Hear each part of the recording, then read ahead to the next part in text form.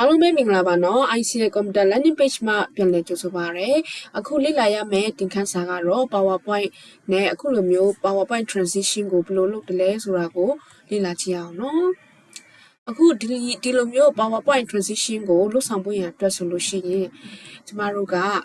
file ကိုနှိပ်ပြီးတော့မှ new အတစ်ခေါ်ပါမယ်ပြီးတော့မှခုဒီမှာကျမကအလွတ်လိုချင်တဲ့အတွက်ကြောင့်မို့ blank လေးအောက်ကနေ blank နဲ့ရွေးလိုက်ပါမယ်ပြီးတော့လို့ရှိရင် insert ကိုနှိပ်ပါမယ် insert ကနေပြီးတော့မှ picture ကိုရွေးပါမယ် picture နေပြီးတော့မှ this device ကိုရွေးပါမယ် this device ကနေဒီပုံကိုပေါ့နော်ရွေးပါမယ်အခုဒီပုံကျလာပါပြီအခုကျလာတဲ့ဒီပုံကိုကျမက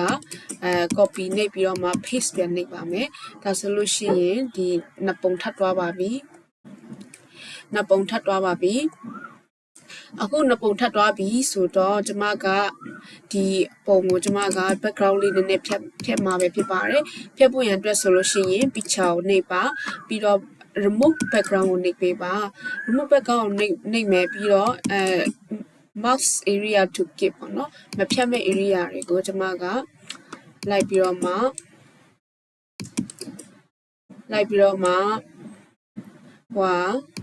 စိမ်းရောင်နဲ့ပေါ့နော်လိုက်သားပါမယ်စိမ်းရောင်နဲ့လိုက်သားပါမယ်ပြီးတော့မှ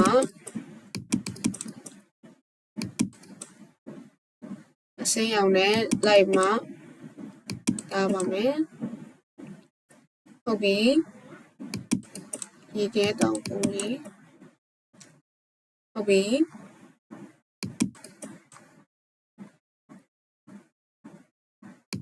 အခုတားပြီးသွားပြီဆိုလို့ရှိရင်keep chain ကိုနှိပ်ပေးပါမယ်ဒါဆိုလို့ရှိရင်အခုဒီလိုပုံရတော့မှာဖြစ်ပါတယ်အခုကျမက insert ကနေပြီးတော့မှ shape ကနေ text box ကိုနှိပ်ပါမယ်နှိပ်ပြီးတော့မှတောက်ဖြတ်ဆွဲပါမယ်အဲ့မှာ hello world hello world ဆိုမှရေးမယ်ပြီးရင်ဒါကိုစိုက်ကြည့်လိုက်ပါမယ်စာလုံး design ကိုကျမက area black ကိုရွေးလိုက်မယ်ပေါ့နော်ဟုတ်ပြီဒီလိုမျိုးအရွယ်ရပြီဒါဆိုရင်ဒါကိုစာလုံးပေါ့နော်design လေးတွေပြင်မယ်ပေါ့နော်စာလုံး design ပြင်ဖို့အတွက်ဆိုရင် shift format ကိုတွားမယ်ပြီးတော့အရောင်ကို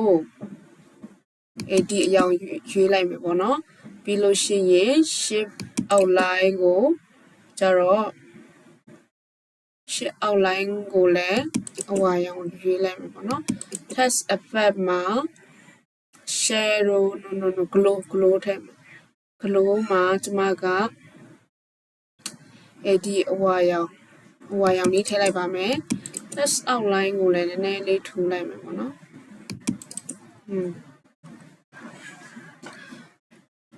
အနီရောင်ထည့်လိုက်မယ်ကွယ်ကြိုက်တဲ့အရောင်လေးပေါ့နော် outline ကိုအနီရောင်ထည့်မယ် glow ကိုဒီအနီရောင်လေးထည့်လိုက်မယ်ပေါ့နော်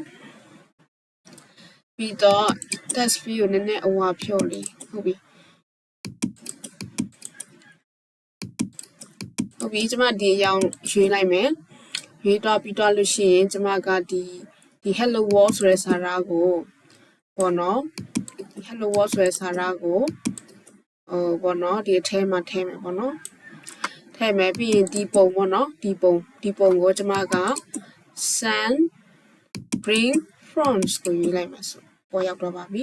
ကိုဒီဟာကို duplicate လုပ်မယ် duplicate slide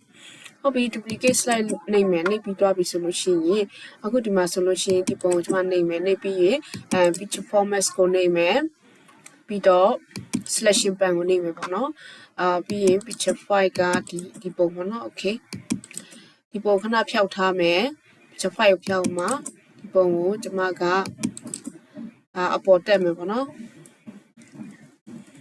အပေါ်တက်မယ် okay ဒီထိရောက်သွားပြီပေါ့နော်ဟုတ်ပြီပြီးရင်ဒီပိတ်ထားဟာကိုပြန်ပေါ်လိုက်မယ်ပေါ့နော်ကဲဟုတ်ပြီဒါဆိုလို့ရှိရင်ဒီပုံကိုပေါ့နော်ကျမတို့ ဒီပုံနှစ်ခုကို select လုပ်ပြီးတော့မှ shift နှိပ်ပြီးတော့မှ select နှိပ်မယ်ပေါ့နော်နှိပ်ပြီးရင် transition ကို mode ကိုရွေးပါမယ်ဟုတ်ပြီဒါဆိုရင်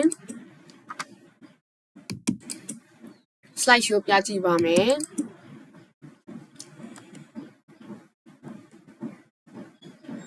ကဲဒါဆိုလို့ရှိရင်မိတ်ဆွေစမ်းလုပ်ကြည့်ပါနော်နားမလည်ရရှိလို့ရှိရင်လည်း comment မှာမေးထားပေးလို့ရပါတယ်အားလုံးကိုကျေးဇူးတင်ပါတယ်